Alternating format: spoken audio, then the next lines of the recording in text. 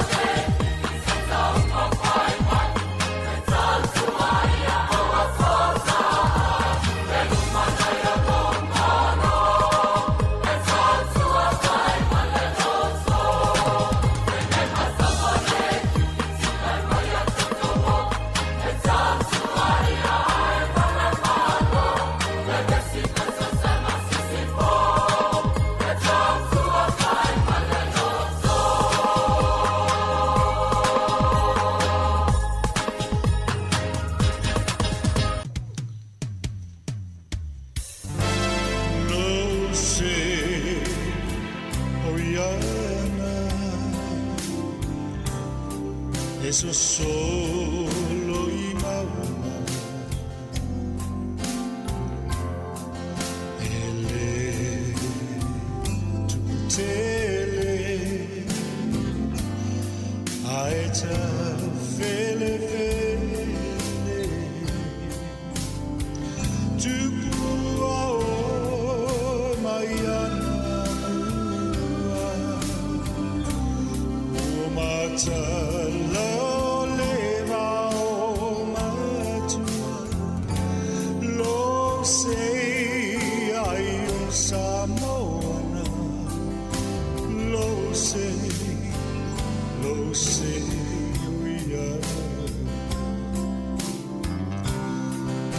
Say, oh Yana,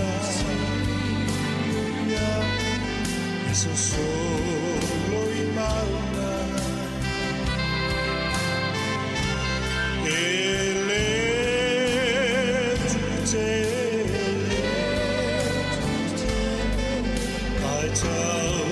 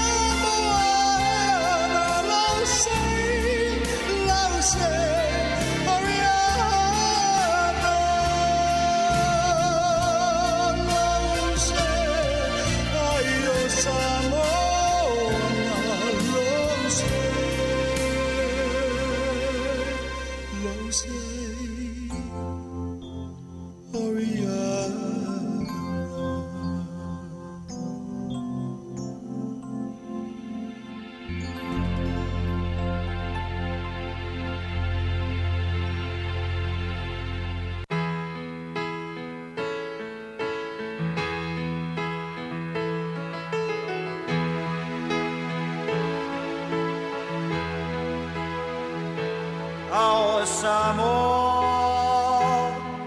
the greatest place of all. She is green and blue, lush with beauty, hearts as pure as gold.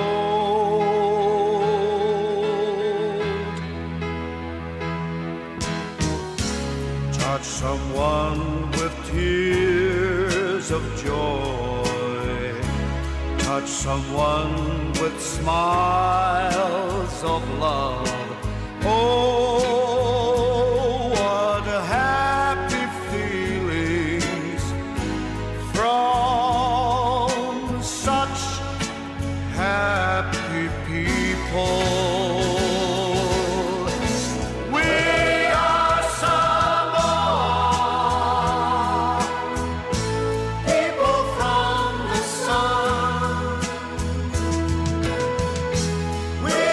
are Samoa, and our heritage lives on.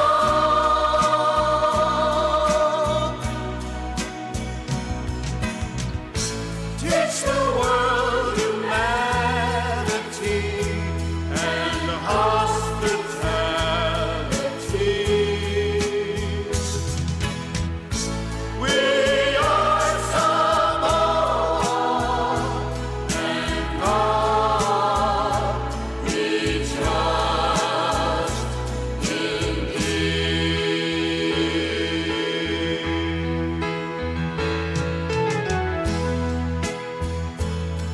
Samoa e pele oe isi o ufatu. Ole a ea se mea e ao ona whai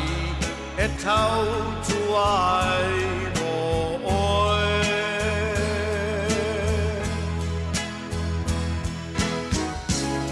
Osa sa e masisifo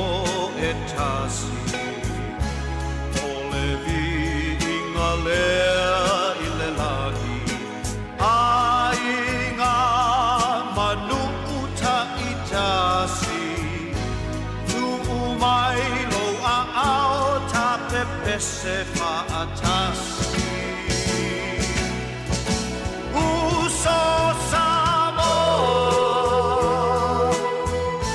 whanau mai le la. Uso Samoa, manu wanu i le pupenga.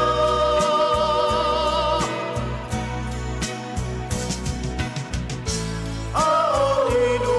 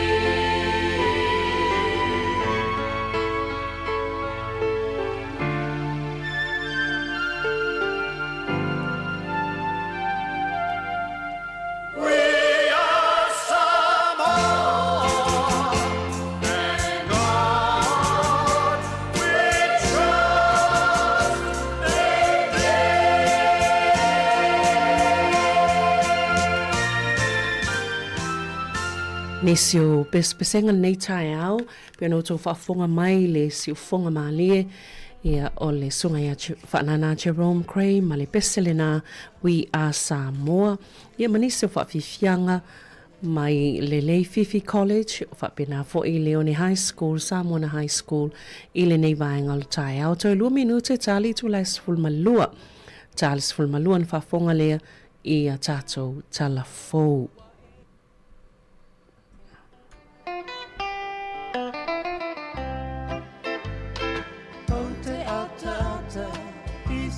Tanata, ai te lei loina, o sio nei suafa, oi fili funga, i se fa i pula, po se moli pula, po se mali ula. Aua e te va ai mai, i si o utino vai vai. Ona e fa pea ai lea, so tuali i talafumazia mano oi ai o te whaiate e si ala o manatu i se alu alu o se whasitamu avani ai oi ole no se mana utine fulo mo fatasi ele ai o sonda pa umasi na ona ti e ile ta amane afu ata, is your fieta nata, ai te leina ina, o si lei suafa, o fili fuma, i se fa i pula, o se moli pula, o se meli ula. Aua e te va ai mai, i si o utino vai vai, ona e fa pea ai lea, so atuali i talafumazia mano oi ai o te whaiate e silia lau manate i se alu alu po se whasitamu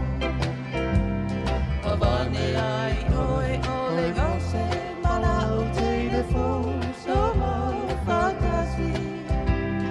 ele ai o sona pa umasi na ona ti e ile ta amane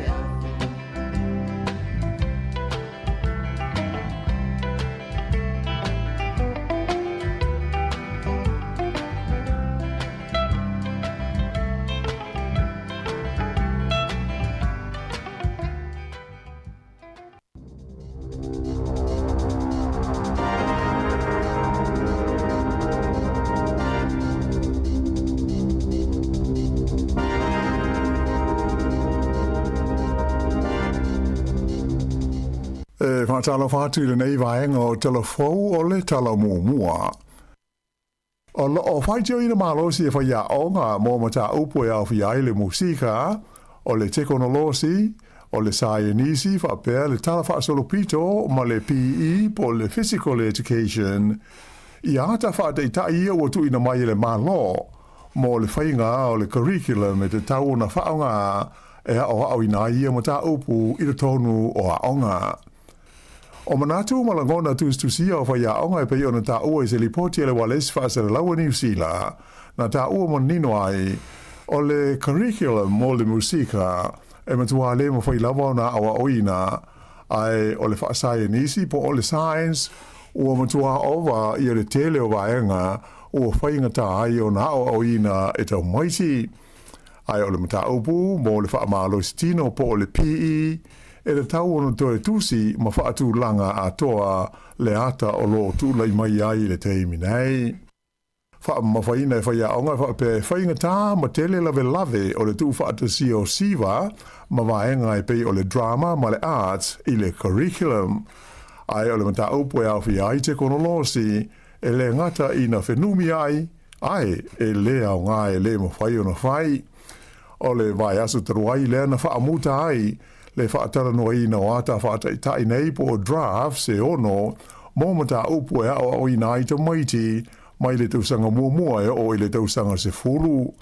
O ia ata whaataitai e pei o na whaatulanga i na mai le matanga luenga wa onga e le manino ona o le tele o le mau whaamtalanga e tusa o le whainga e le tau i whaiaonga ona whaatino ai le awa o ina o tau maiti mai le teimi e ulu whalea ia o ngalaiti ma wha solo tua I lava se i o I le lua tau sanga mua o a onga maururunga po le secondary school level.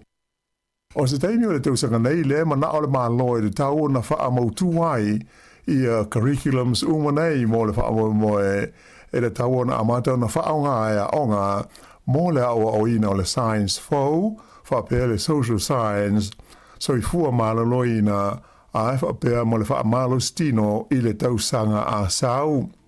Ai o le tausanga I lua hawhi lua sifuru e le tau ona amata wha o ngā ina ai curriculums mo mata aupu e awhi ai te konolosi o le arts ma le awa o ina o isinga ngana.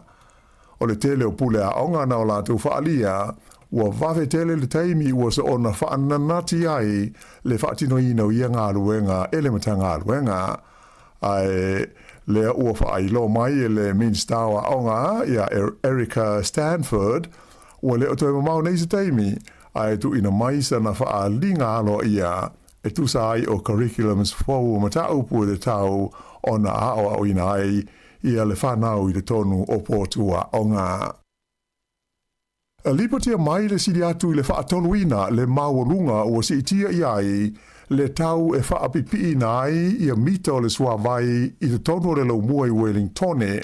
mai le tau na mua I fua nai I le tausanga I lua afe lua se fulu. Whairoa mai le atu langa le pūlenga fau o iei nei o le suawai mo Wellingtone le e whaingoina o le tiaki wai. O le tausanga I lua afe lua se fulu na fua ina ai le tau atoa e whaamita ai le suawai o Wellingtone I le se lau wha se funu ma le wha miliona tā la.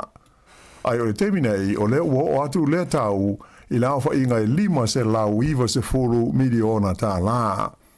O lona winga o se fua wha le tau, pe tusa le ma le wha afe ma le wha se funu tasi tā la le tau o le mita e tasi, mo le au wha inga e se lau wha se funu ono afe o mita e mana o mia ona whaia. O ia foi no mela o matua fai tio ina malosi e le wha lapo tonga le au whai la fonga o Wellingtone le e wha ingoina o le Wellington Ratepayers Alliance. I se wha asili silanga tu stusia sa tu ina mai le Leo James Ross o le wha lapo tonga na ia whasilingi ai pe ma fua I se a o na le mawhai e pūlenga wha aloto I whale o Wellingtone ona tau fiofi le tau o ni ngā ruenga te tele wha penei I le paketi sa mua I fua ina ai. Na ia wha mawhaina o le tau e wha afe mao na tupu tā la e wha apipi ai le mita e tasi o le suawai o se au wha inga ua ova le lewhetaui mai le te tau o na talia. Na ia tā ua ai o le tau e sui ai ia le mita o le vai I le aitele o Aukilani e wha se lau lima se furu tā la I le mita e tasi. E tu sa lea ma le whaaiwa I e taimi e tau ngō fie ai na I lo le tau lea ua whaarioli mai nei mo mita o le vai mo Wellingtone. E pei ona si le fia o le pūlenga lea ua iei nei o le sua vai I Wellingtone le tiaki wai ua sui ai I le pūlenga sa iai mua lea sa whaingoina o le Wellington Water. A lea la ua fisili e nei e le Wellington Ratepayers Alliance lea o ngā na whai ai lea suinga ai o lea ua mai tau atu o wha le tonu lava nei sa iai mai le pūlenga mua ia foi ua toe tūla I mai le nei taimi. O le poa nā nei e toe tu uai le tunu o Singapore e le Parliament o New Zealand ia tui sinave maulu mo tua Christopher Luxon ina ua uma ona saini alo ia se whenga inga e mauti no ai le maua mai peo sua o ma pensini mo New Zealand mai I lea tunu I le lumana ai. E lua aso le whainga malanga le nei I Singapore le Parlimia lea sa malanga whatasi ai mana minsta wha amoe moina e to lua le minsta he whaatawa inga ia Todd McClay ma le minsta tupe ia Nicola Willis. O le fiafio la sa na tu uai New Zealand e lea au malanga sa au fi ai mani sui e to aluas fulmale iwa o au whai pisi nisi a New Zealand. O le nganga ma le wha moe moe au tu e ina ia sanga wha mautu ina so tanga alo ia wha malo o atu nue lua ai mai se o ngā yo inga wha pisnisi mawhe wha atau o inga. O le songo fua le ana sai ni ai e Luxon ma le pāle mi o Singapore o Lawrence Wong ia le marienga e alo i ai le whenga inga le ana amata tā pena mai le masina o ke topo le tausanga uamawae i le wā o mālo e lua. O le whenga inga e maua mai ai e New Zealand le swau uma le penisini mai Singapore ai maua atu ai e Singapore ia o loa tau whaatoanga a toa matau mawhanga si mai New Zealand hei. O Singapore e whaalango tele i ai le malo New Zealand mō mana o ngā tau le malo sianga e pei o le swau uma le penisini e maua mai i no whanga e whaamamai le swau u a Singapore. O le tau e whaatau inga i le wāo tunu e lua se furu ma le tasi piliona tā lai le tausanga mai e lona lua i a Singapore i a tunu i whafo o lo pito i mamafa ma tele i ai universia le malo o New Zealand. E tele tu a inga o loa o lo au fia i whaatau inga i le wā o New Zealand ma Singapore i le teimi nei le mafua ai o na matua whaatau ina le wā whealoa ai o tunu e lua. O Singapore ai malo si tele ia tina ai au fi ai le ngau sia o vai la au mo tonga fitinga whaafo mai ai o moise le ngau sia o loa tau i le malo si anga e pei o le penisini ma le swau ai whape ai fo i mo masini whaate kono losi. A o New Zealand e ta ua tele ia Singapore ona tina e tau whaatoanga ma le hofonga tau mawha. O lelelei ma le vāwala lata o le vāwhealoa i o malo e lua na sanga wha amautu ina i le whengainga leana a mata tā pena maia o ki topo le tausanga teruai e ngā lulue wāwa alua ai whapaanga ini a tina e te tele se ono. Ai le ngata i lea na i oe fo i tai o malo e lua e te tau na wha au pēa le whela o inga o loa o pito mō mia i taimi ni wha lawa wha apose e a toa ai mani mala whaale natura e ono tula i mai. O lea tūlanga ua i loa ia le au ngā tele ina ua tula i mai ia le taua i Iran ina ua osa fo ia Israelu ma Amerika ia lea malo tele i le whangaloa o Peresia. E luas 45% ua si itia ai le tau mo uta whe a vea ai e se tasi o kompani tele whaale vāo malo le AP Moller Maersk e mafua ona o le taungata ua o iai le tau o le swau ona o le tau o i se sa e tūru tonu. O se whaaringa alo ia mai lea kompani na tau o mai ai le tūlanga whainga tā o na tau tāo fiofi lalo o le tau o loa mauta whela wa ai wa o loa maisi ala o whela o inga ona o le luas 40% o le swau mo mia mo le malo si anga ale lalulangi e ui mai le vai nuu o le Hormuz, le o lo poloka nei, ia le wheo inga masani o waa o loa ona o le taua. Whai lo mai fo ia le whaatonu o le whaanapo tonga o kompani e whea ngai mo le tiute o loa, whape ai le whea avea ia o loa i New Zealand nei, le Freight Forwarding Federation o Shirley Kennelly, o le CTI o le tau o loa mauta whea avea ai, o whapeo nā awhi ai vāenga umalava o New Zealand le teimi nei. Nei e wha mawhaina fo i o ia si tanga uma e moa nea le ata e amo e le tangata e wha o ngā ina se o loa i le teimi e utua i le taamale i le pāmu ma le teimi fo i e wha atau mai ai se o loa i se whala loa ma se supermarketi. O le la fonga wha au popo i lunga o le tau o le sua uma le penisini o se whainga wa a fia o mai company ma wa o loa i le laulangi a toi le teimi nei ona o le taua i Iran mai o le mafuanga au tū lea o le taungata ai o mea uma i le nei teimi e o fia i fo i e tūlanga i le la fonga wha apitoa New Zealand lea e ta ua o le intermodal fuel fee e a fia i le whea ave i o se pusa o loa po se container mai i se va o loa o le sami a ngai i se nofo afi po se tawale foi i lunga o le fonga ele. Iai se mai fau o le misela ua maua nei le tono Wellingtone mai ua fautu i nai tangata sa fai ainga i se fale ainga i le pitonu o Newtown ina ia wha aetete wa mata i tūle lei le ono a fia i le wha mai.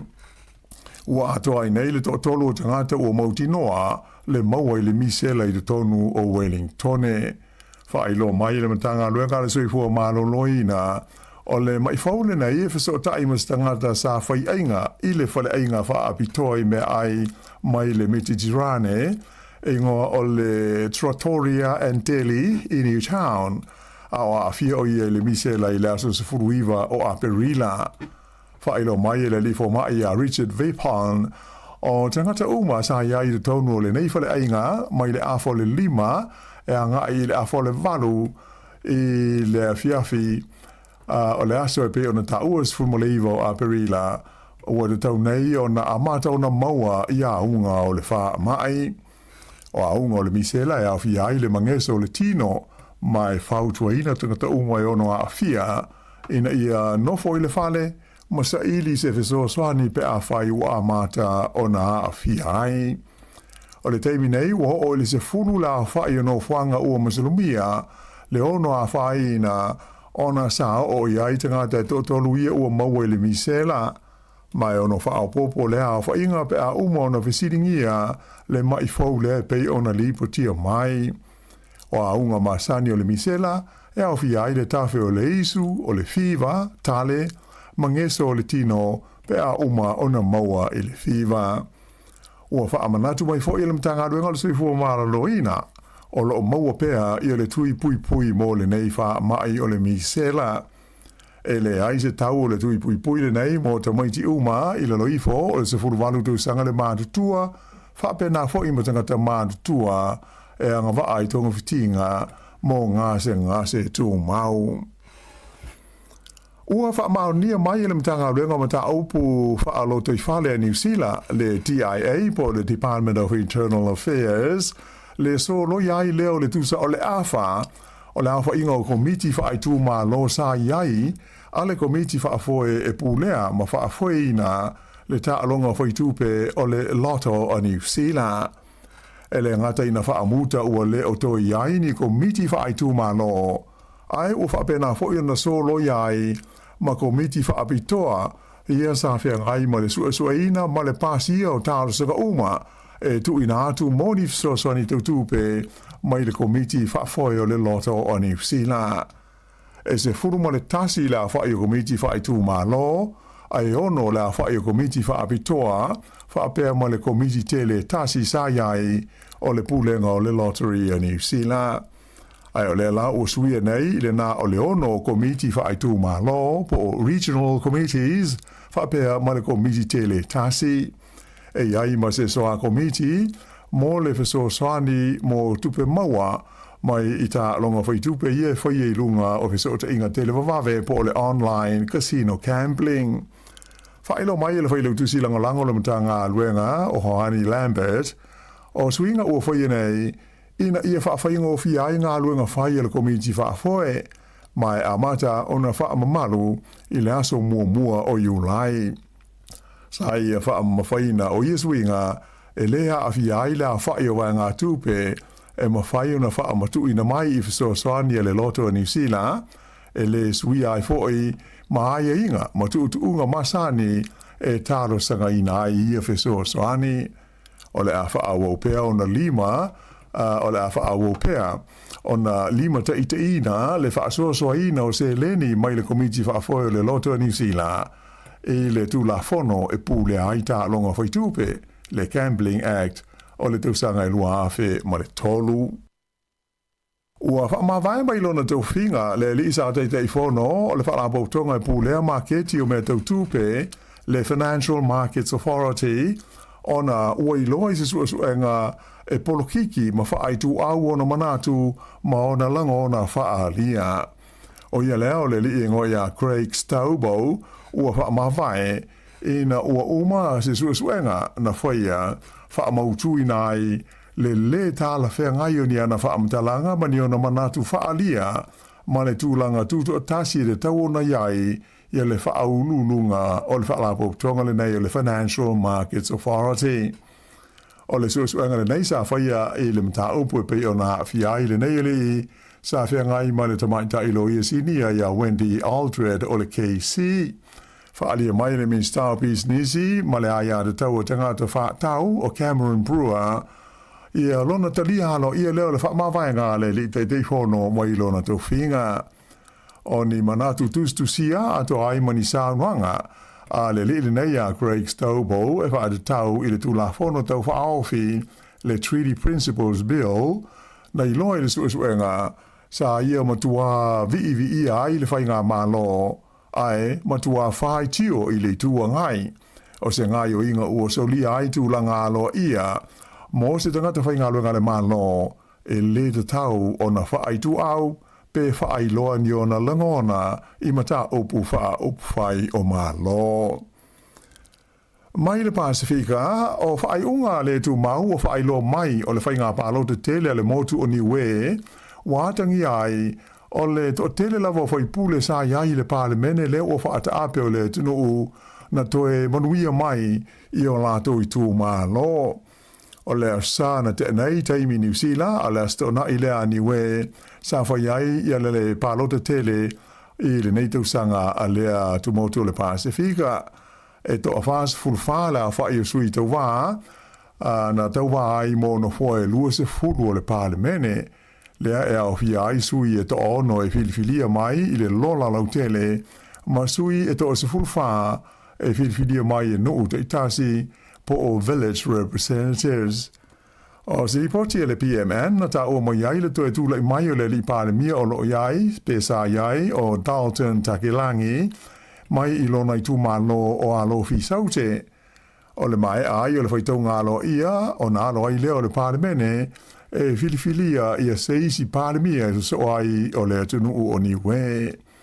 E pe ona sila fia, o le motu o niwe, o se tasi o tu motu o le Pasifika, e pūlea e i la tau lava o la tau malo, i lalo o le wha malumalunga a le malo o New Zealand.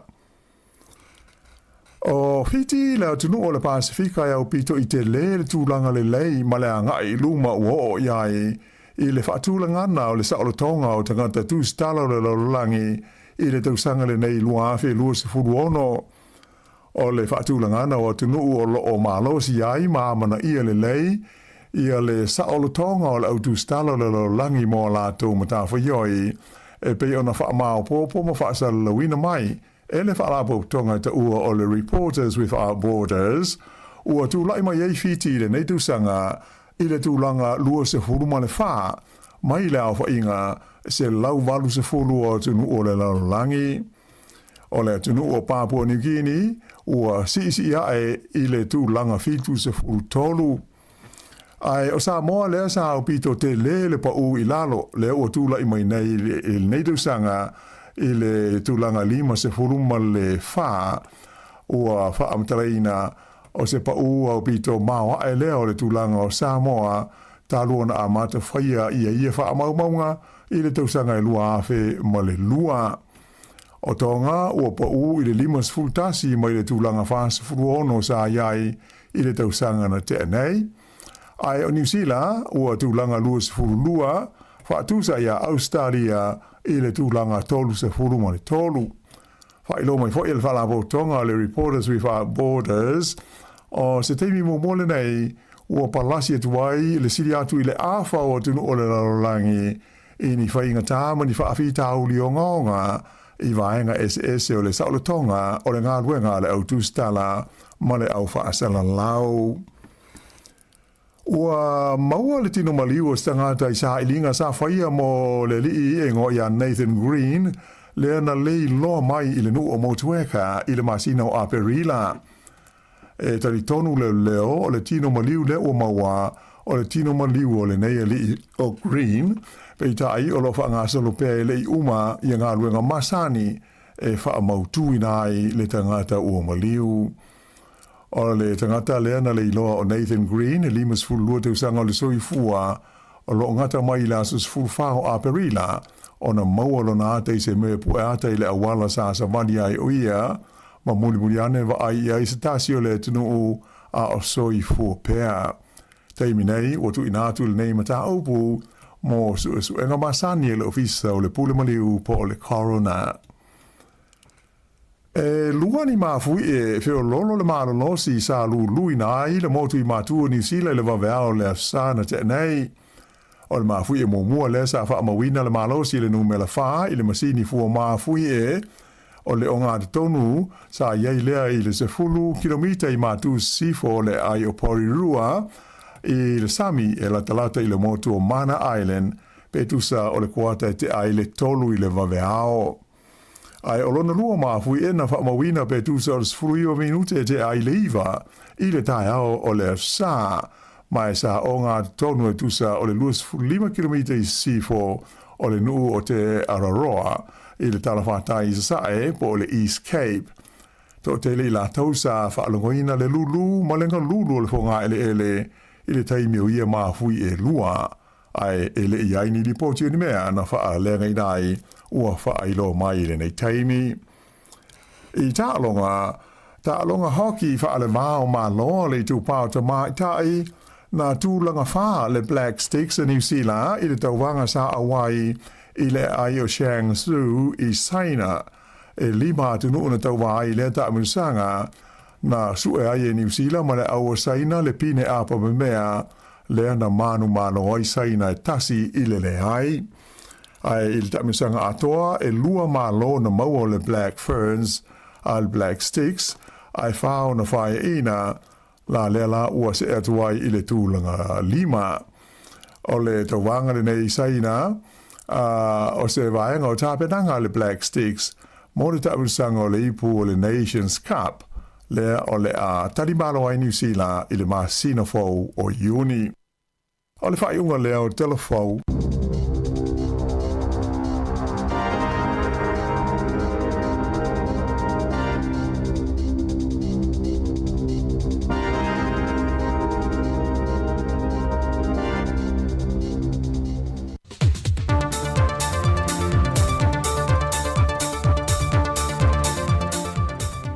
Tātou te tau whai whaafitai pia lawa le tui na o tue mō fwere nei a wanoa ma le lau tue whaafonga ai se whaapoponga o tātou telefon mai sa moa mō le nei whai asu lua. E mana tua pēr le whaalapo tonga le tine mōm whaaflawe tupo whaafosei I le aso lona whaa le māsena o me I tausanga taitasi le soifua tau tua o li matama I tai tine mō na mau soifua au ngalulu e le whaatino ino tiute I teimi e tali atua I mana ongo le atano. O le vai aso nei na whaamanatu I nai le aso whaapitoa o tine mua li imatama I tai laulangi atoa e toe tō manatu e le tāua telo la lātou au nanga. O le whionga le sui pāna mia le tama I tai a mulipola ana rosa a le mōri o. Nei e sau no le sau noanga au tū ma whaala ai au wai I le aso whaapitoa e peo na whaamanatu I nai I lona ofisa au tū I a pia. Wa wha au tuwe dal wha la tonga o tine mōre nei tau sanga,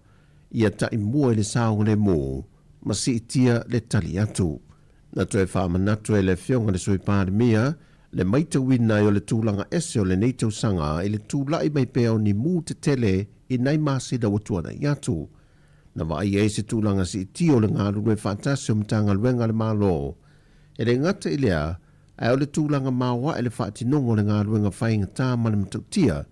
e au noma se whaalongo ti ngā o le au whainga ruenga.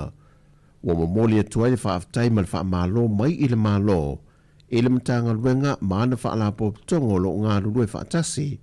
I teimi whaapea e mawhati ai le atu no uponi a inga foi, e le tūla I meo se mō, ma lamanti ai le soifua o le atu no. O se teimi rwai aso le nei o le awhailoa e toele au malanga mai Amerika Samoa, e le whionga le taitai o le atunu le whionga le li pāremia. La uli le maale tōpala te Valfosi Schmidt, mai e le whaamwe o le amanino ai se tadi aloa ia, mai le wala au lia o lo tātua tanu una tu inatu mole motu I se sae ana fautasi e 5 pito I lunga, ma wala au lia moni au whaafia fia le motu I se sae molo tātu tu to tasi le masina fau. Peitai o le iei o le au malanga le nei Samoa, o le whaamautuina ma le si tia pele o tūlanga I tau fiso ta inga wha teknolosi wha ona po nei, e pe o na whailua I mō mua tuen matanga luenga le MSET, ai o le whailua inga ma le whionga I anga filito mai mano shem leo, ma le ofisa o le pāremia ma le kāpeneta,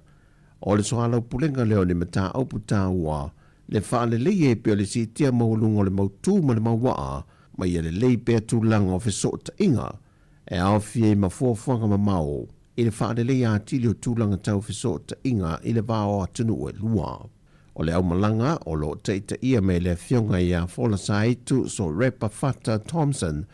whapea foil whaurulungo le ofiso le Kovana Amerika Samoa ia Leonata Samuntafa masui o le malo tutuila mamanua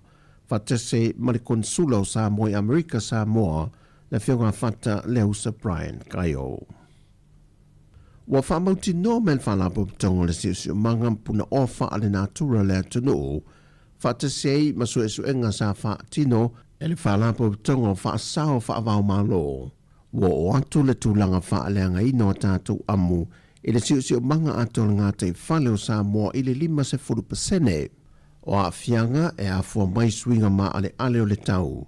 Ma le whaati nongo nisi o ati nae ele o munmulita ia ta iala e reo o na whaati no ai. O le vaya so neina whaiese o onga e amata mea nisi o a fio angolo o iaile a fianga tele mo le toe vave on tutoi no le amu i le ia whaaola e toe whaafuisia i le tūlanga le leisai e mo mua. O le wha moe moe ina ia mawhai o na tū whaatu, le sila fia, ma le iloa o i lātou nei. Ina ia mawhai o na tū e tapue, ma wha aola amu i o tātou ngā tai whale. Ina ia tū e whaalele iai nei puna oa, ua whaale a ngaina, o na o whaatinonga i aso o tuanai. Ai mai se suinga ma ale o le tau. O le tau o le toe whaalele o tātou amu mā au, ono le tūlanga whaatupula ia o tātou i a maua, e meisi o le tāo fia fio ngaru mālo losi, e oso whai ai o tātou lau ele mano whanga maua le nalo. O le te leo le a fianga wa iai a tātou amu mā au, e pe ona whaatulanga i na ia fio angai fitu, e ave iai le whaamua mua le toi tutoi no le amu. Ia o le mafua anga tonu na wala i ona e se tō whae le Conservation International ma ana Puakalame. Ia me se fo i o pā anga e pe ona iai le ofisa o whai ngā whaiwa. Ia whaapea ma le mtanga luengo puna o whanatu warma te sio ma. E ngā lue whaatasi na ia mwhai ona whaia ia nei whatinonga. E toi pu e ia puna o anga tai whare. O le aso lulu le vai aso nei amatai le Puakalame ngā te whale o le fio ango whale a tiu. Whaasolo atua i a inga le tai, ma whale la tai. Wa tuftu fo i me whai ngā ruenga tāla whiaunga le lei, ma le ngā ruenga o le a whaatino, lea o lo whanga solo ia o onga le teimile nei, ia manino lo lātou whaonga ina. Wa toi whaamanatu mai e vaenga o lo ngafa ma whaavelave po mai whaafosei, e awinatu le tātou mōta ngāsangasi o le matotua. Ia tu maupea, ia tu langa puia, ma le whae te ona olo o iai pe lava ia le wha mai o le tenki fiva, po le fiva pona aivi to tonu lo tātou o tunu, e le i ave e sea a toa lava e le teimile nei. O lo wha mawina le tiliatu o le to tele o nisi o le atunu, mo fsosoani tong tinga mo mia vave, ona ua o atu i tūlanga tinga ina, ma ua wha manatu mai ai elemtanga rengo se fo malolo ina i le atunu,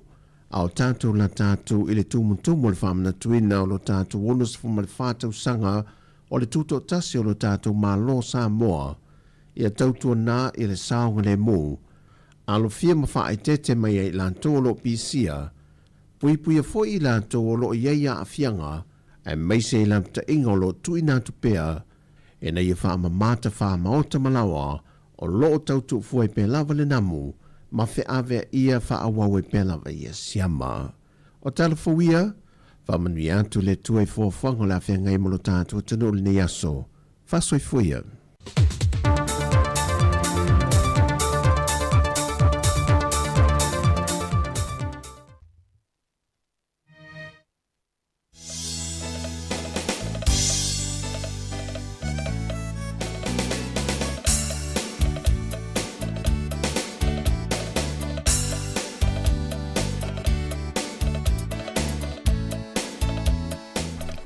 Tela iti tela for sifululua tau tuar si ufongo lau mua ni vaenga o leo auli. Toi whaatalo whaatoa ili pa ia male malo le tata o whaafonga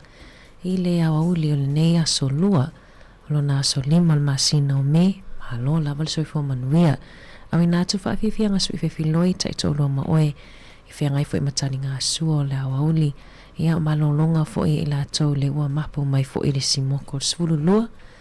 Malo lava le on sai. Toi tu le ia toi le awauli. Pa mai ainga luenga le afiafiana nei. Usi mai whaafonga i whaafifianga, le whaafifianga mai a iopu whaiwalu, ma taitu unga swan, ia toi tasi le palemene.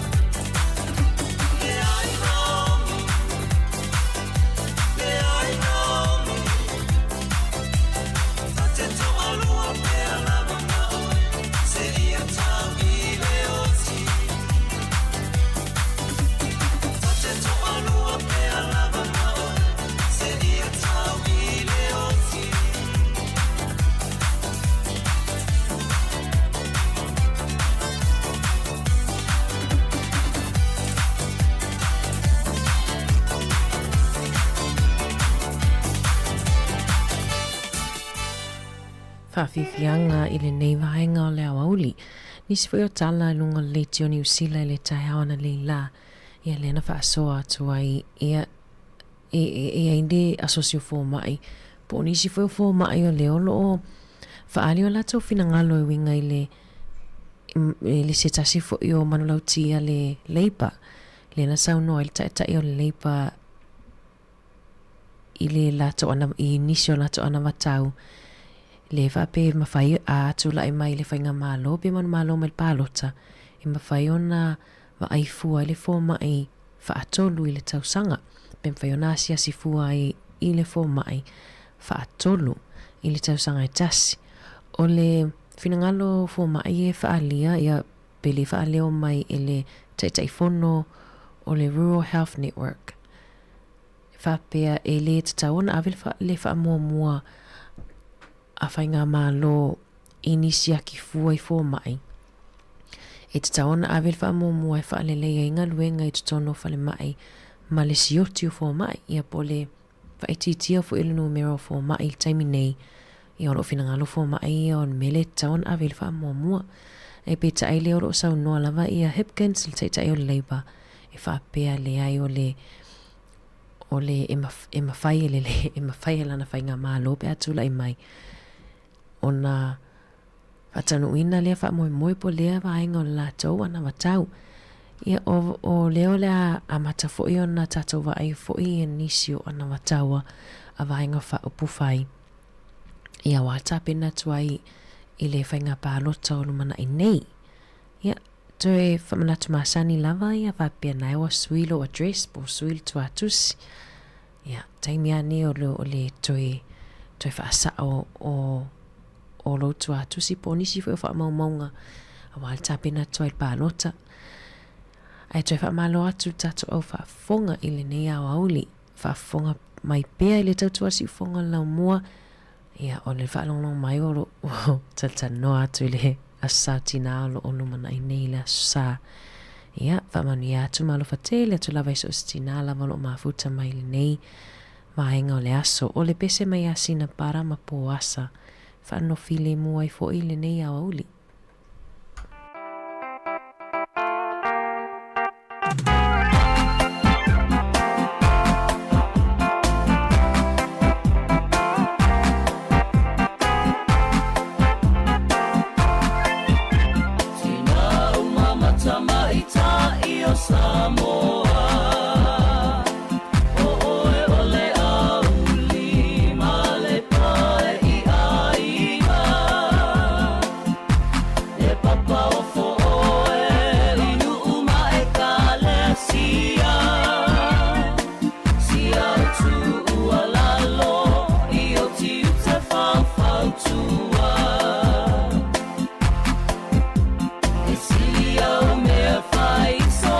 Fai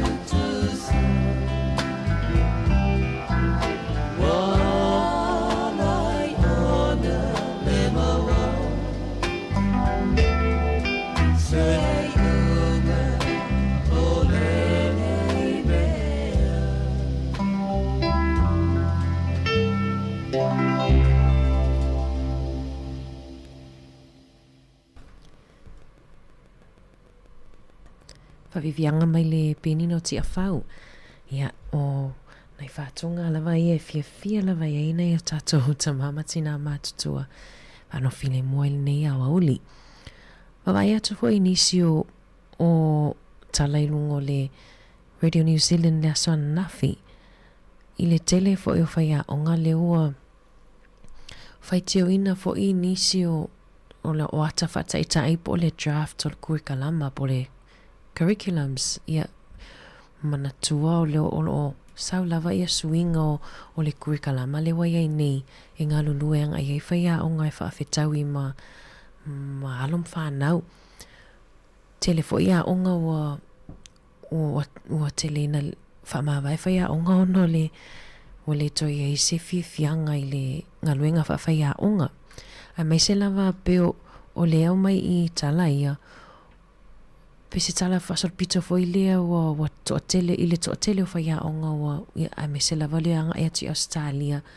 pe wa malo lo fo i wa suia la tonga luenga o nisi le wa fainga luenga ile fale fa ya la to tama ikulupu pe fa pe ngarulu o ni tutors ia pe fa la tutorials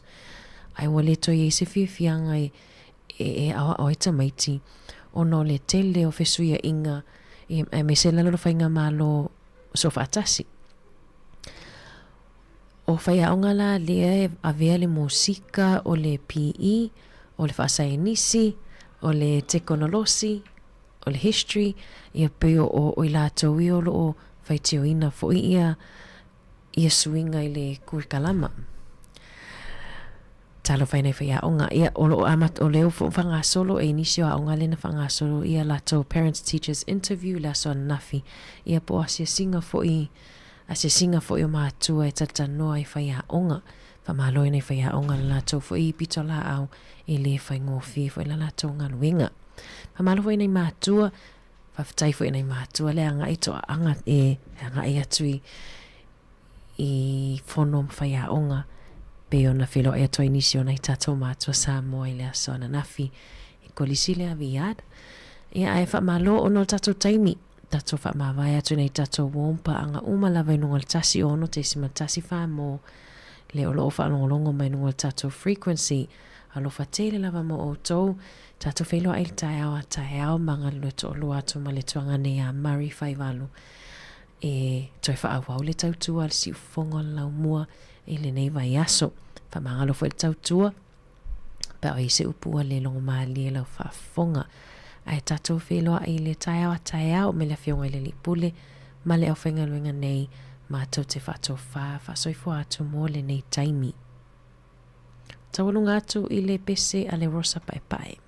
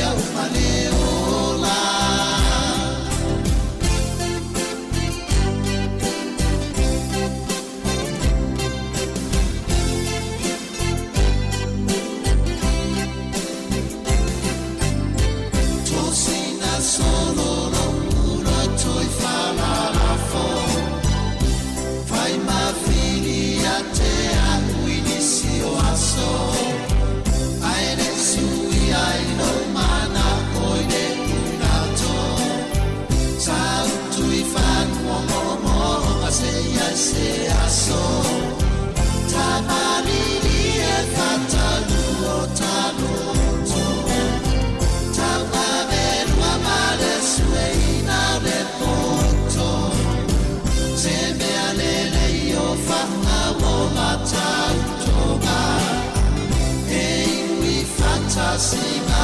se au mane ola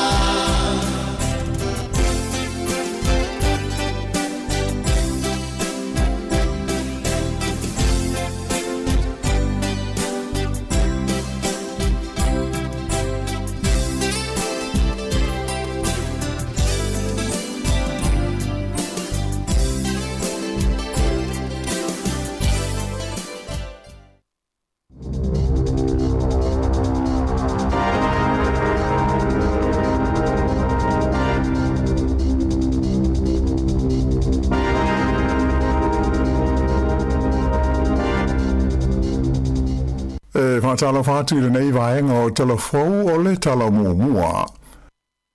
O lo o fai teo ina malosi e fai a onga mo mata upo e au fiai le musika o le teknolosi o le scienisi fa pea le tala fa solo pito ma le PE po le physical education i ata fa te tai o tu ina mai le malo mo le whainga o le curriculum e te tau na whaonga e o au ina ia mata upu i le tonu o a onga. O manatu malangona tusia o whai a onga e pei o na ta ua i se lipoti ele wales fa se laua New Zealand na ta ua manino ai o le curriculum mo le musika e matua le mo whai lawa na awa oina ai o le wha scienisi po o le science ua matua ova i le tele o vaenga ua whainga ta ai o na awa oina e tau maiti ai o le mata upu mo le wha malo stino po o le PE e le tau ono toe tusi ma whaatu langa a toa le ata o lo tu lai mai ai le teimi nei. Wha ma whaina e whaia onga wha pe whainga tā ma tele lave o le tu whaatu si o siva ma waenga e pei o le drama ma le arts i le curriculum. Ai o le mata upu e au fi ai te konolosi e le ngata i na whenumi ai e le au ngā e le mo whai o na whai.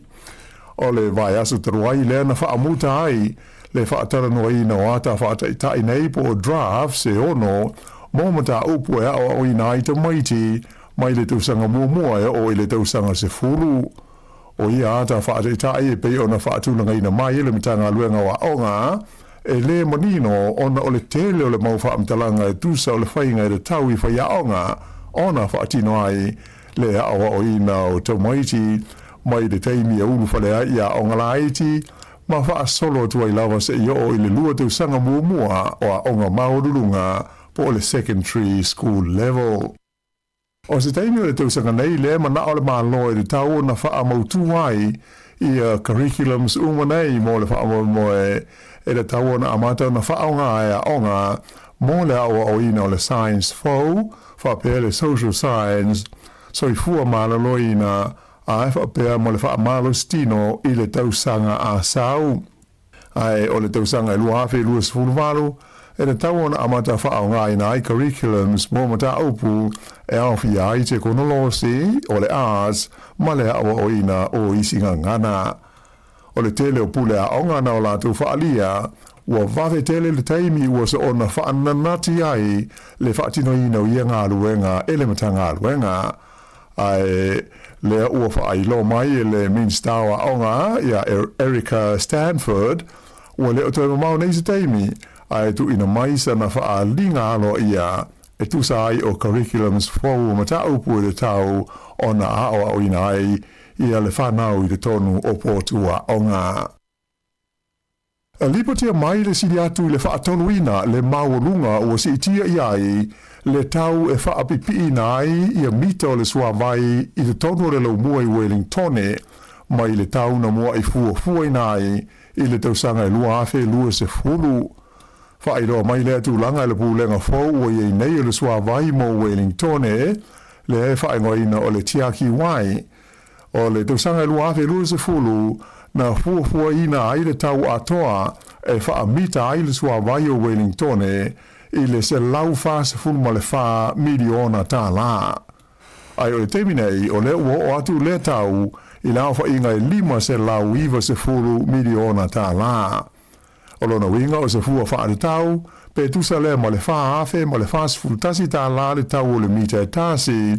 mo lau wha inga e se lau fasa fulu ono afe o mita e mana o mia o na whaia. O ia whaino me lau o matua whai tio ina malosi e le whaalapo tonga le au whailafonga o Wellingtone le e whaingoina o le Wellington Ratepayers Alliance. I se whaasilasilanga tustusia sa tu ina mai le Leo James Ross o le whaalapo tonga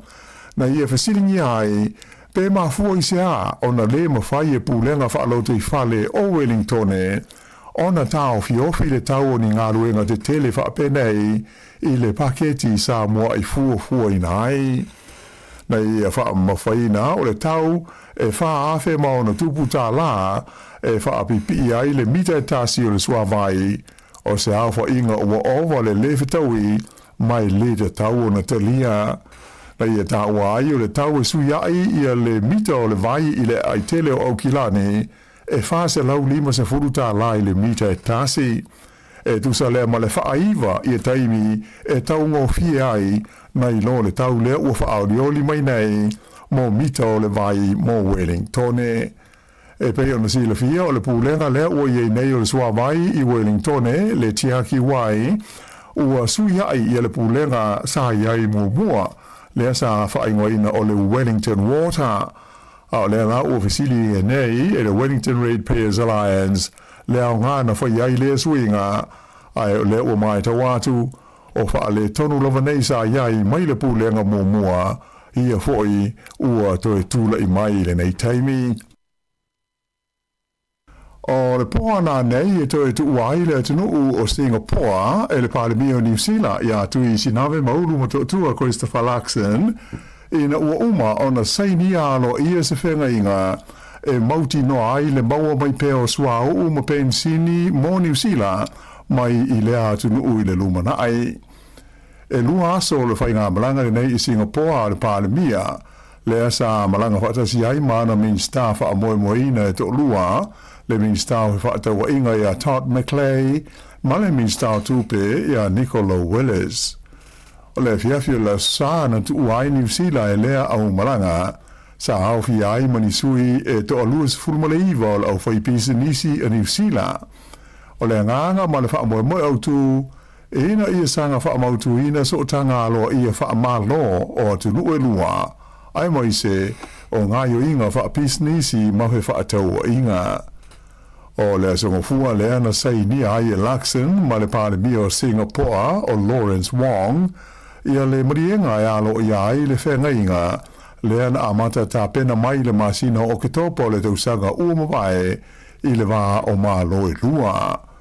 O le whenga inga e maua mai ai e New Zealand le suau uma le pensini mai Singapore ai maua atu ai e Singapore ia o loa tau whaatoanga a tō matau mawhanga si mai New Zealand hei. O Singapore e whaalangolango tele i ai le malo New Zealand mō mana o ngā tau le malo sianga e pei o le suau uma le pensini e maua mai i no whanga e whaamamai le suau a Singapore. O le tau e whaatawa inga i le wā o tunu e lua se furu ma le tasi piliona tā lai le tausanga mai e lona lua i a Singapore i a tunu i whafo o pito i mamafa ma tele i ai Universia le malo o New Zealand. E tele tu ainga o loa o loa o fia i whaatawa inga i le vaa o New Zealand ma Singapore i le teimi nei. Le mafua ai ona matua whaatahua ina le vaa whealoa ai o tunu ue lua. O Singapore ai malo si tele ia tina ai au fia ai le ngau sia o vaina au mo tonga fitinga whaafo mai. Ai mai se le ngau sia o loa tau i le malo si anga e pei o le pei nisini ma le swau. Ai whape ai fo i ma masini whaatekona losi. A o New Zealand e ta ua tele ia Singapore ona tina e tau whaatoanga ma le hofonga tau mawha. O le lelei ma le vāwala lata o le vāwhealoa i o malo e lua na sanga whaamautu ina i le whengainga leana a mata ta pena maia o ki topo le tausanga teruai e ngā lulue wawa alua ai whaapaanga ini a tina e te tele se ono. Ai le ngata i lea na i oe fo i tai o malo e lua e te tau na whaawau pēa le whela o inga o loa o pito mō mia i taimi ni whaalavala e whaafosei a toa ai mani mala whaale natura e ono tula i mai. O lea tūlanga ua i loa ia le au ngā tele ina ua tula i mai ia le taua i Iran ina ua osa fo ia Israelu ma Amerika ia lea malo tele i le whangaloa o Peresia. E luas 45% ua si tia ai le tau mo uta whe awea ai e se tasi o kompani tele whaale vāo malo le AP Mola Maersk e mafua ona o le taungata ua o iai le tau o le swau ona o le tau o i se sa e tūru tonu. O se whaari ngalo ia mai lea kompani na tau mai ai le tūranga whainga tā o na tau tau fiofi lalo o le tau o loa mauta whela wa ai wa o loa mai si ala o whela o inga ona o le luas 40% o le swau umo mia mo le malo si anga ale lalolangi e hui mai le vai nuu o le Hormuz lea o loo poloka nei ia le wheo inga masani o wa o loa ona o le taua. Whaelo mai fo ia le whaatonu o le whaanapo tonga o kompani e whea ngai mo le tiuse o loa whape ai le whea avea ia o loa i New Zealand nei, le Freight Forwarding Federation o Shirley Kennelly, o le CTI o le tau o loa mauta whe awea ai, o whapeo na awhi ai vaenga umalava o New Zealand le teimi nei. Nei e wha mawhaina fo i o ia si tanga uma, e moa nea le anta e amo e le tangata e wha o ngā ina se o loa, i le teimi hutu ai le taamale i le pāmu, ma le teimi fo i e whaatau mai ai se o loa i se whala loa ma se supermarketi. O le la fonga wha au popo i lunga o le tau o le swa uma le penisini, o se whainga wa a fia o mai company ma wa o loa i le laulangi ato i le teimi nei, ona o le tau o Iran, mai o le mafuanga au tū lea, o le tau ngata ai o mea uma i le nei teimi. E au hi ai fo i e tūlanga i le la fonga wha apitoa New Zealand, lea e ta ua o le intermodal fuel fee, e a fi ai le fe ave i o se pusa o loa po se container, mai i se va o loa o le sami, a ngai i se no fuafi, po se tama le fo i lunga o le fonga ele. E iai se mai fau o le misela ua maua nei de tono Wellingtone, mai u fautu i nai tangata sa fai ainga i se fale ainga i le pitonu o Newtown, ina ia wha aetete wa mata i tūle lei le ono a fia i le wha mai. Ua atoa i nei le tolu o tangata ua mauti noa le maua i le misela i le tonu o Wellingtone. Wha i lo mai le matanga luenga le sui fua malo loina o le mai faune nei e fiso tai mas tangata sa fai ainga i le fale ainga wha apitoi me ai mai le Mediterrane ingoa o le Trattoria Antelli i Newtown. Awa a fia o ia le misela i le aso se furuiva o Aperila.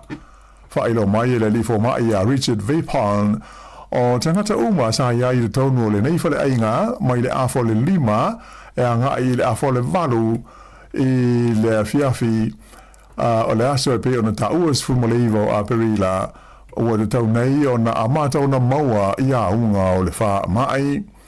O a unga o le misela e a fia i le mangeso o le tino mai fautua ina tangata unga e ono a fia ina ia nofo i le fale ma sa ili se feso swani pe a fai ua mata o na a fia ai. O le teimi nei ua o le se fulu la whai no whanga ua masalumia le ono a whai na ona sa o iai tanga te tolu ia ua maua le misela mai ono wha o popo le a wha inga pe a uma ona visiringia le mai fau le pe ona lipo tia mai o a unga masani o le misela e au fi ai le tafe o le isu o le fiva tale mangeso o le tino pe a uma ona maua i le fiva ua wha amanatu mai fo ilam tanga ruenga le sui fua mara loina o lo maua pea i le tui pui pui mo le nei wha mai o le misela e le ai se tau o le tui pui pui le nei mo ta maiti uma i le loifo o le se furu walu tu sanga le mātutua wha pena fo ima tangata mātutua e anga wa ai tonga fitinga mo ngā se tu mau. Ua wha mao nia mai le mtanga renga mata aupu wha alo te whale New Zealand le DIA po le Department of Internal Affairs le so lo iai leo le tusa o le afa inga o komiti wha ai tu ma lo sa iai a le komiti wha afoe e pulea ma wha afoe ina le ta alonga wha i tupe o le loto o New Zealand. E le ngata ina wha amuta ua le o to iai ni komiti wha ai tu ma lo ai u wha pena fo i na so lo iai ma komiti wha apitoa ia sa whea ngai ma le sua ina ma le pasia o tālo saka uma e tu ina atu moni so ni tupe mai le komiti wha foe o le loto o New Zealand. E se furu ma le tasi la wha i komiti wha i tu ma lo ai ono la wha i komiti wha apitoa wha apea ma le komiti tele tasi sa iai o le pulenga o le lottery o New Zealand. Ai o le la o suia nei le na o le ono komiti wha ai tu ma lo po regional committees wha apea ma le komiti tele tasi e iai ma se soa komiti mo le feso soani mo tupe maua mai i ta longa whai tupe ie whai e lunga o feso ta inga tele wawawe po le online casino gambling. Whaelo mai e le whai tusi langa lango le mtanga luenga o Hoani Lambert o suinga o whai nei ina ia whaafaiinga o fia i ngā luenga whai e le komiti whaafoe mai a mata ona whaamamalu i le aso mua o Iulai. Sa ia whaamawhaina o Iesuinga e lea a fia i la whai o ngā tupe e mawhai ona whaamatu ina mai i fiso soani e le loto o New Zealand e le sui ai foi ma aia inga ma tuutuunga masani e taro sanga ina ai ia fiso soani o le a whaawopea ona lima o le a whaawopea ona lima ta ina le whaasoa ina o se leni mai le komiti whaafoe o le loto o New Zealand e le tu la fono e pule ai ta longa foi tupe le Gambling Act o le tausanga e lua afe ma le tolu. Ua whaamawai mai lona tau whinga le lisa te fono o le whaarapautonga e pulea marketi o mea tau tupe le Financial Markets Authority ona ua iloa i se suenga e polokiki ma whaaitu au ona manatu ma ona langa ona whaalia. O ia leo le li ingo ia Craig Staubo ua whaamawai ina ua uma se suenga na whaia whaamautui nai le tāla whea ngai o ni ana whaamtalanga mani ona manatu whaalia ma le tūlanga tūtu o tasi le tau na iai ia le whaaululunga o le whaalapautonga le nei o le Financial Markets Authority. O le suenga le nei sa whaia i le mta upu e pei o na whiai le nei le i sa whea ngai ma le tamaita ilo i sinia ia Wendy Aldred o le KC. Whaalia mai le Minister Business ma le aia de tau o tangata whaatau o Cameron Brewer ia lona talihano ia leo le whaamawhainga le li te teifono mai lona tau whinga. O ni manatu tustusia ato ai mani saunwanga a le li nei a Craig Staubo e whaade tau i le tulafono tau whaaofi le Treaty Principles Bill na i loa i le suenga sa ia matua vi ai le whainga malo ai matua whai tio i le tua ngai o se ngai o inga ua soli ai tu langa alo ia mo se tangata whainga luenga le malo e le te tau o na whai tu au pe whai loa ni o na langona i mata upu whai o malo. Mai le Pasifika o whai unga le tu mau o whai loa mai o le whainga palo te tele le motu o niwe watangi ai o le to tele lava foi pule sa iai le parlemene le o whaata ape o le tunu u na toe manuia mai i o lato i tu malo. o le sana te nei taimi New Zealand a le stona i le ani we sa whaiai i ale le palota tele i le nei tausanga a lea tumotu le Pasifika e to a whaas fulfala a whai o sui tau wā na tau wā ai mō no whoe lua se furu o le palemene lea e au hia ai sui e to ono e filifilia mai i le lola lau tele ma sui e to se fulfa e filifilia mai e no te itasi po o village representatives. O se ipoti e le PMN na ta o mo iai le toe tūlai mai o le li palemia o lo iai, pesa iai o Dalton Takilangi mai i lona i tūmano o alo fisaute. O le mai ai o le whaitonga alo ia o na alo ai leo le palemene e filifilia ia seisi palemia so ai o le tunu o niwe. E pe ona sila fia o le motu o niwe o se tasi o tu motu le Pasifika e pulea e la tau lava o la tau malo i lalo o le wha manumalunga a le malo o New Zealand. O whiti la tunu o le Pasifika e au pito i te le tūlanga le lei ma le anga i luma o iai i le whaatūlanga na o le saolotonga o tangata tu stalo le lolangi i le tausanga le nei lua awhi lua se furu ono o le whaatūlanga na o tunu o lo o malo si ai maamana ia le lei ia le saolotonga o le au tu stalo le lolangi mo la tau matafa ioi e pe ona whaamao popo ma whaasala lawina mai e le whaalapo tonga ta ua o le Reporters Without Borders ua tūlai mai ei whiti le nei tūsanga i le tūlanga lua se furu ma le wha mai le au whainga se lau walu se furu o tunu o le laulangi o le tunu o Papua New Guinea ua si ai i le tūlanga fitu se furu tolu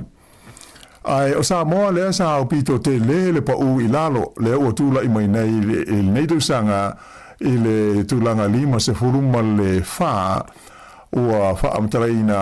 o se pa u au pito mawa e leo le tūlanga o Samoa tālua na amata whaia ia wha amaumaunga i le tausanga i lua awhi ma le lua.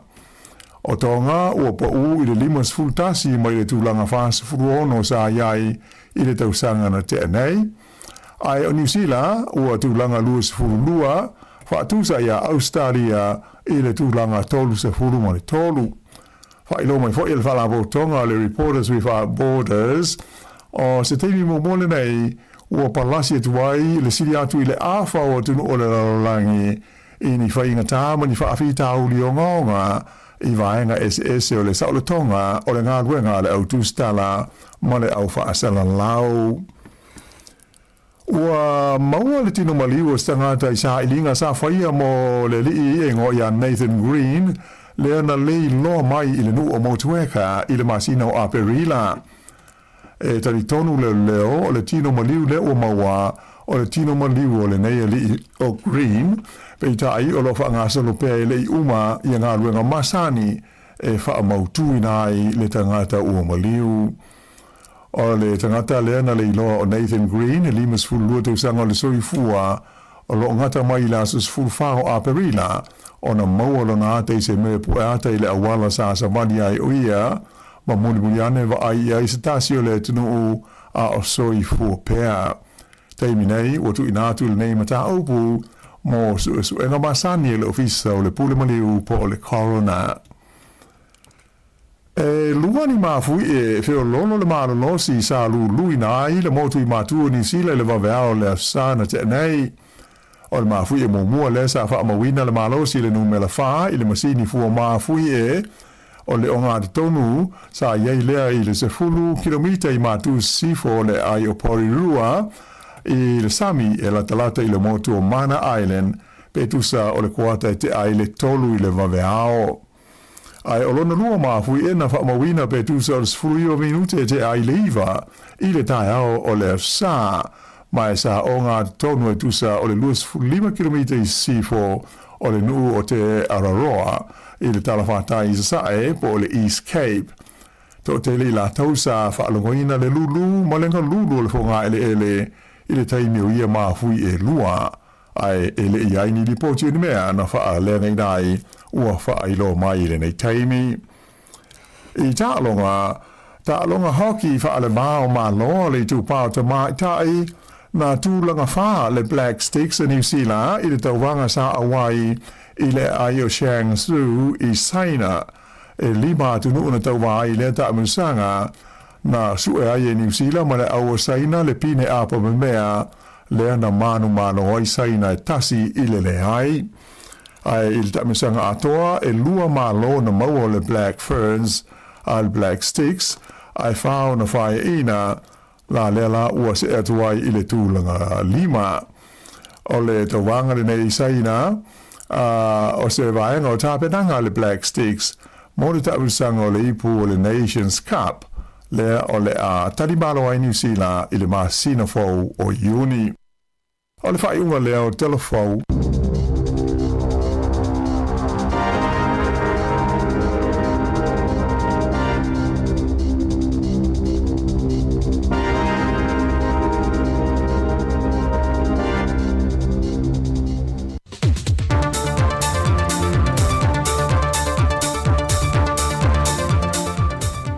Tātou te tau whai whaafitai pe la wele tue na ua mo fwere nei a wanoa ma le lau toi whaafonga ai se whaupoponga o tātou telefon mai sa moa mo le nei whai asu lua.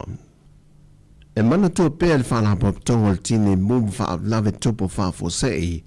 i le aso lona whaa le maasina o me i tausanga taitasi le soifua tau tua o li matama i taitine mu na mau soifua au ngalu lue ai le whaatino ino o tiute i teimi e tali atua i mana ongo le atunu. O le vai aso nei na whaamanatu i nai le aso whaapito o tine mua li i matama i tai laulangi atoa e toi tō manatu e le tāua telo la lātou au nanga. O le whiunga le sui pāna mia le tama i tai a mulipola ana rosa a le mōri o le i sau noa le sau noanga au tū ma whaala ai au wai i le aso whaapitoa e peo na whaamanatu i nai i lona ofisa au tū i a pia. Wa wha au tuwi dan wha la tonga o tine mōna nei tu sanga ia tai mua i le saonga le mō ma si itia le tali atu. Na toi wha manatu e le whionga le sui pāre mea le maita wina i o le tūlanga ese o le nei tu sanga i le tūlai mai peo ni mū te tele i nei māsida o tuana i atu. Na wa i e se tūlanga si itia o le ngā runga whaatasi o mtanga luenga le mālo. E le ngata i lea ai o le tūlanga maua e le whaatinongo le ngā ruenga whainga tā mana mtautia e au noma se whaalongonongo tinga o le au whainga ruenga. Ua mamoli e tuai le whaaftai ma le whaamalo mai i le malo i le mtanga ruenga maana whaalapo tongo lo ngā rurue whaatasi i teimi whaapea e mawhati ai le atunu uponi ainga foi e le tūla i meo se mō ma lamanti ai le soifua o le atunu. O se teimi le vai aso le nei o le awhailua e tuai le au malanga mai Amerika Samoa e le whionga le taitai o le atunu le whionga le li pāremia. La uli le maale tōpala te Valfosi Schmidt, mai e le wha moe o le amanino ai se tadi aloa ia, mai le wala au lia o lo tātua tanu una tu inatu mori motu i se sae ana fautasi e lima pito i lunga, ma wala au lia moni au whaafia fia le motu i se sae molo tātua tu to tasi le masina fau. Peitai o le iei o le au malanga le nei Samoa, o le wha mautu ina ma le si tia pele au tūlanga e tau fiso ta inga wha teknolosi wha ona po nei, e pe ona whailua i mō mua tuen matanga luenga le MSET, ai o le whailua inga ma le whionga i anga filito mai mano shem leo, ma le ofisa o le pāremia ma le kabineta, o le soalau pulenga leo le mata au puta ua, le whaale lei e pe o le si tia maulunga le mautu ma le mawaa, ma ia le lei pe tūlanga o fiso ta inga, e au fie ma fuafuanga ma mau, i le whaale lei a tili o tūlanga tau fiso ta inga i le vāo atunu e lua. O le au malanga o lo teita ia me le whionga i a whola sa eitu so Rapper Fata Thompson, whapea foil whaurulunga le ofisa o le Kovana Amerika Samoa i a Leonardo Simon Tafa masui o le malo tutuila mamanua, whatase ma le konsula o Samoa i Amerika Samoa, le whionga Fata Leusa Brian Kaio. Wa whamauti no me le whalapo tonga le siusiu manga puna ofa ale natura le atunu, whatasei masuesuenga sa whaatino e le whalapo tonga o whaasao whaavao malo. Wa o atu le tūlanga whaaleanga ino a tātou amu i le siusiu manga atola ngā te whale o Samoa i le 5% o a whianga e a fua mai suinga ma ale o le tau. Ma le whaatinongo nisi o ati nae e le o munulita ia ta iala e le ao o no whaatino ai. O le vai aso nei no whaiese o onga, e amata mea iniso a fio angolo o iai lea a fianga tele, mo le toe vave on tutui no le amu, ina ia whaaola e toe whaafuisia e le tūlanga le leisai e mo mua. O le wha moe moe ina ia mawhai o na tu wha atu, le sila fia, ma le iloa o i lātou nei. Ina ia mawhai o na tu e tapue, ma wha aola amu i o tātou ngātai whale. Ina ia tu e whaale le ai nei puna oa, ua whaale a ngaina, o na o whaatinonga i aso o tuanai. Ai mai se suinga ma ale ale o le tau. O le tau o le toe whaale le o tātou amu mā au, o le tūlanga whaatupula ia o tātou i a maua, e meisi o le tau fio ngaru mālo losi, e oso wha ia i o tātou lau ele manau whanga maua le nangau. O le te leo le a fianga wa iai a tātou amu mā au, e pēna whaatulanga i na ia fio anga e fitu, e ave iai le whaamua mua le toi tutu i no le amu. Ia o le mafua anga tonu na wala i ona e se tō whae le Conservation International ma ana Puakalame. Ia me se fo i o pā anga e pe ona iai le ofisa o whai ngā whaiwa. Ia whaapema le mtanga luengo puna o whanatu warma te seo ma. E ngā lue whaatasi na ia mwhai ona whaia ia nei whatinonga. E tō pu e ia puna o anga tai whale. O le aso lulu le vai aso nei a matai le Puakalame ngā tai whale o le fio ango whale a tiu. Whaasolo atua i a inga le tai, ma whale la tai. Wa tufatu fo i me whai ngā ruenga e tāna whiunga le lei, ma le ngā ruenga o le a whaatino, lea o lo whanga solo ia o onga le teimile nei, ia manino lo lato whaonga ina. Wa toi whaamanatu mai e vaenga o lo ngafa ma whaavelave po mai whaafosei, e awinatu le tātou maota ngāsangasi o le matotua, ia tu maupea, ia tu langa puia, ma le wha te ona olo o iai pe lava ia le wha mai o le tenki fiva po le fiva pona aivi to tonu lo tātou o tunu, e le i ave e sea atoa lava e le teimile nei. O lo wha mawina le tiliatu o le to tele o nisi o le atunu, mo fsosoani tong tinga mo mia vave, o na ua o atu i tūlanga tinga ina, ma ua wha manatu mai ai ele mtanga rengo se fumalo ina i le atunu, au tātou la tātou i le tumutumu le whamana tuina o lo tātou wonus fuma le whātou sanga o le tuto tasi o lo tātou mālo sā moa ia tautua nā i le saonga le mū alo fia mawha ai tete mai ai lantou o lo pisia pui fo i lantou o lo iaia a fianga e meise i lanta inga o lo tuina tupea e na ia wha mamata wha maota malawa o lo tautu fuai pe lava le namu ma fe ave ia fa awawe pela va ia siama. O talafuia, fa manui atu le tue fuafuanga la fea ngai molo tātou tanu le ni aso. Fa soi fuia.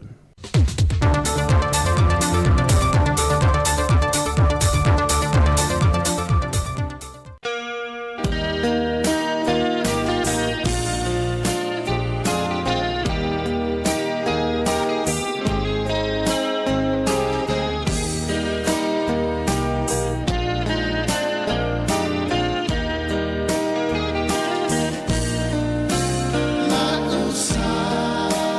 boa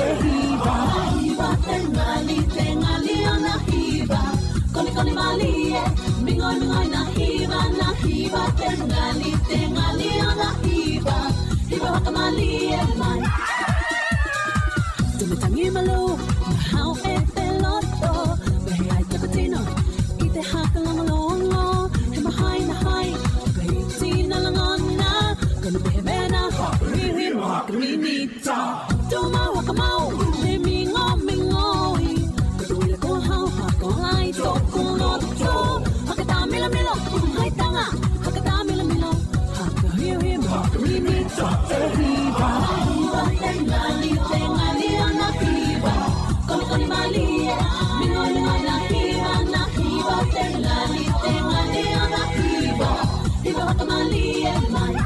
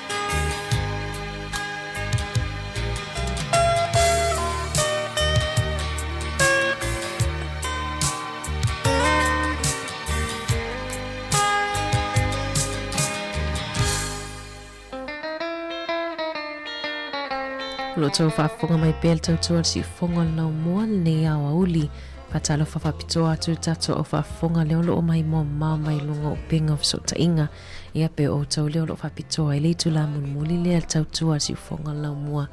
Ia wale umon whamawai atu nei tato mumpa anga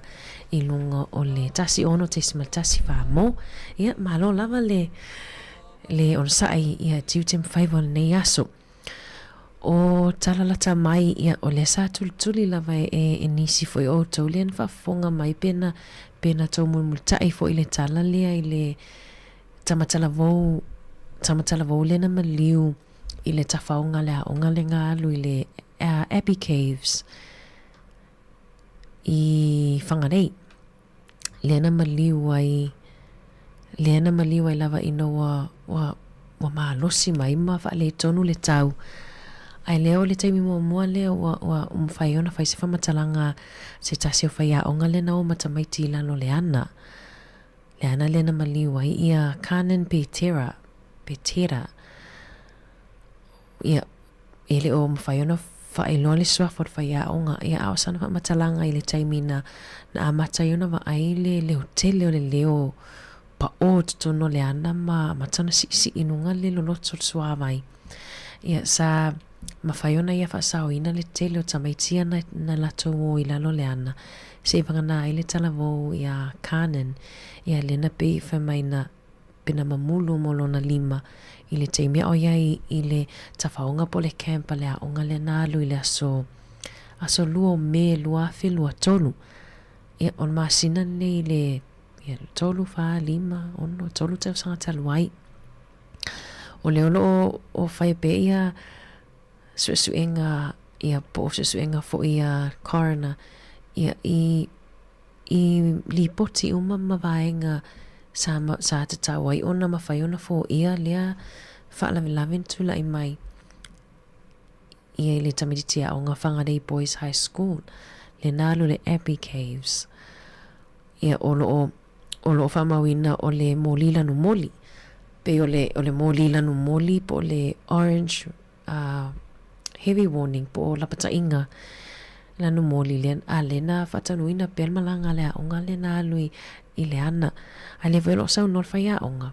i le ini tu unga i lalo o polisi po o aia inga al matanga luenga o a onga e whapea e tau fia se whainga malanga po stafa onga se a onga pe a molina no moli se ilonga lava la pata inga lanu mumu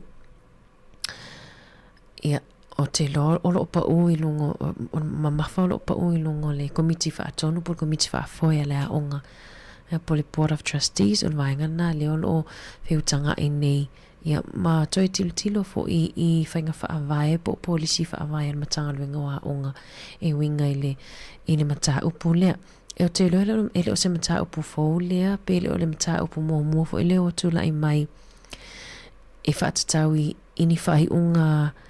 le sao pe ni whai unga fo i sa tatau ona awane i alu le tafaonga po le camp atamaiti ia pe o le taimi nei i nisi fo i o haonga le wa langona fo i le whaanoa atamaiti ina wale mwhaion whatanu ina lato malanga le anga i tupai ia po le ui atu i le i sa tu tonu vainga tonu leo lo tula i le taua taimi nei ia le o tau fia ono le vavainga la varsaunga le mu o le te loa le mafuta mai fo inai mātua e awai tonu o komiti whaafoia onga o le tele lava o whai unga e lunga umo o le board a whapea sa ala o whai unga le komiti whaafoi ia e lunga e au tau le leima le leanga e aso e lolo wa i le tau pe o lena telefona malolo nisi o a onga ia tato i Wellington e fiu ia le pule a onga whaatali le taimi se tala mai le matanga luenga po le Ministry of Education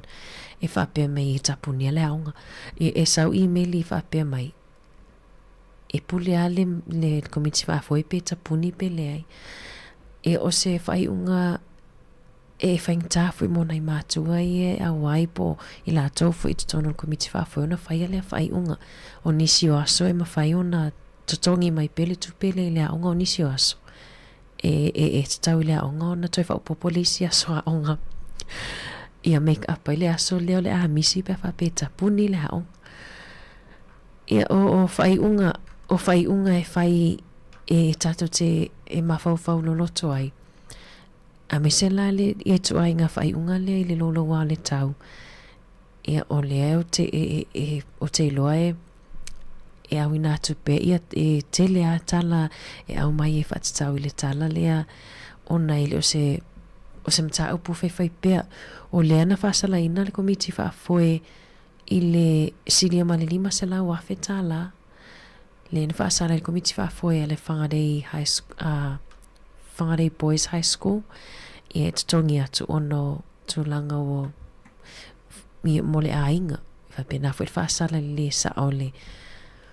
whai unga na whaia. Ia, o te lofo i whelai atu tau o mātua a whape te iloa lava i le o la e whatanu ina lava ia camps po o tawhaonga whaapea ai lai te sila fia e le o saunga le mui lauwa ai. Te le o le atu tau e mwhaiona e whai atu i le aonga ia le ai. I mane e o tau ai i le avatua o ia lau tama o na te iloa i le o saunga le mo le taimi nei.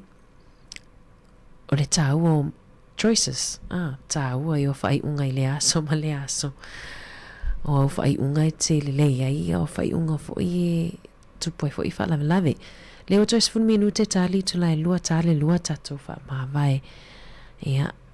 whaamutai fo il tau tua si ufonga lau. Mua whaaua watu whaafifianga su i whiwhiloi.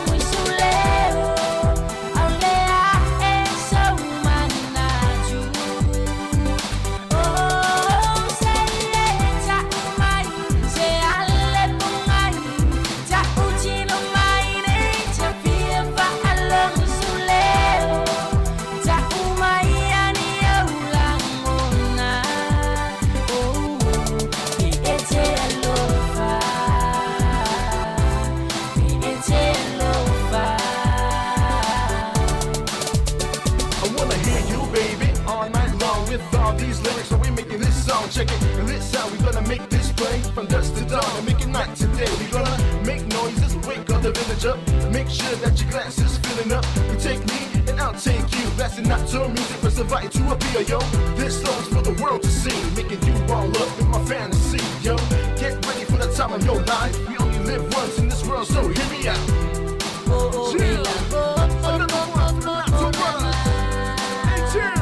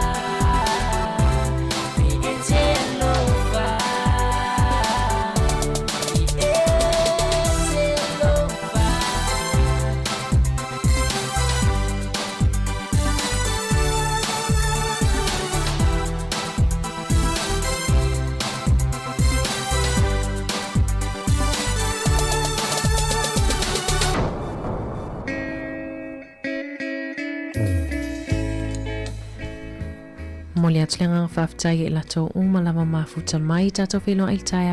au i le tulai fitu. To e matali e tautua si ufonga lau mua. Manga luto o lua toi maltuanga nei a Mari Whaivalu. Wal tautua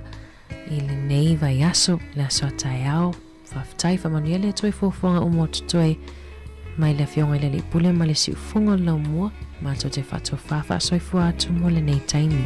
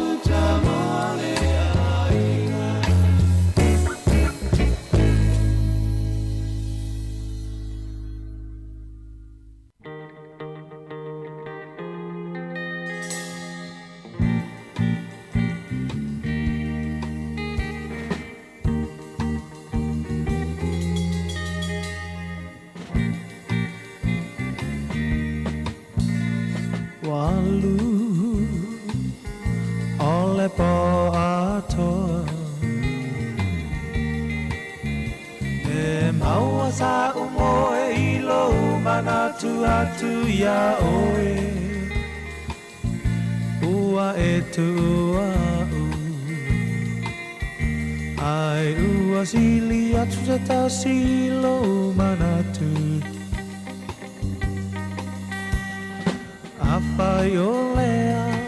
apaiolea, ua lavalea,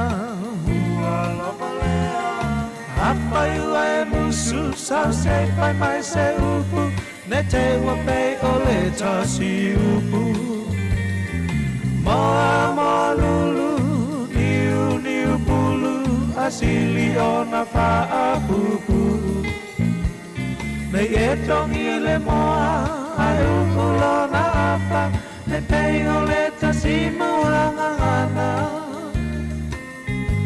E pasia, o le ngata, ai pupula nai o na mata. E pasia, o le ngata, ai pupula nai o na mata.